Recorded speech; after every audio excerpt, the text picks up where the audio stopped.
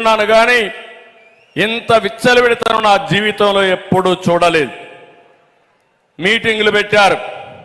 మీటింగులు పెట్టి మీరు చూస్తే ఎక్కడ చూసినా నేను సిద్ధం అంటాడు.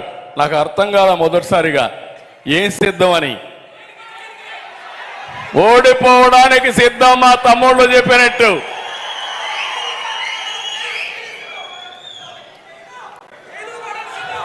ఈరోజు మీరు చూశారు 175 గెలుస్తా ఉంటున్నాడు. 85 మంది ఎమ్మెల్యేలు మార్చాడు.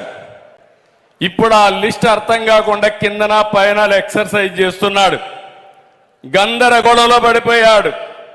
ఎవడెక్కడ పోటీ చేస్తారో ఎవరెక్కడ పారిపోతారో ఆయనకే తెలియదు.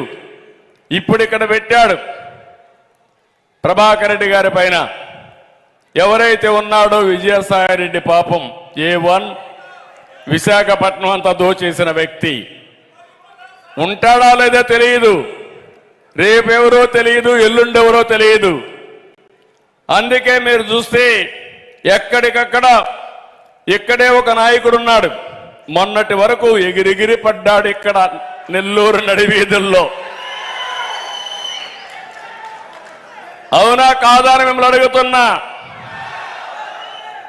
ఆయన మంత్రిగా ఉన్నప్పుడు ఒంటి మీద బట్టలు కూడా ఆగలేదు, కన్ను మిన్ను కానరాలేదు. మన కర్మ ఆయన కూడా మంత్రి అయిపోయాడు. మొన్న బదిలీలో ఒక్క తన్నుదంతే పక్క జిల్లా కాదు 3 జిల్లాలకు అవతల పోయి పడిపోయాడు. అవునా కాదా అని మిమ్మల్ని అడుగుతున్నా.